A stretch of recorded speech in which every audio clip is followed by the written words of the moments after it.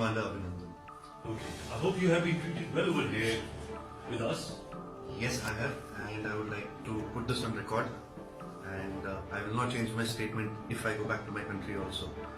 The officers of the Pakistani army have looked after me very well. They are thorough gentlemen, starting from the captain who rescued me from the mob and from his jawan, from soldiers, and thereafter the officers in the unit which I was taken.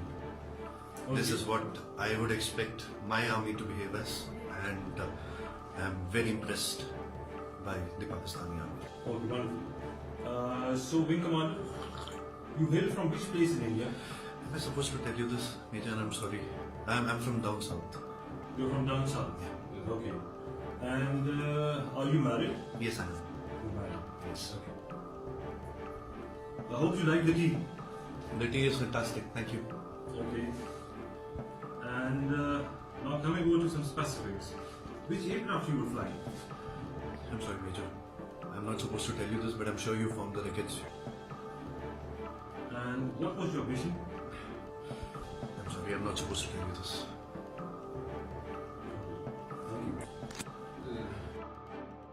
you. News Desk, Active Assam News.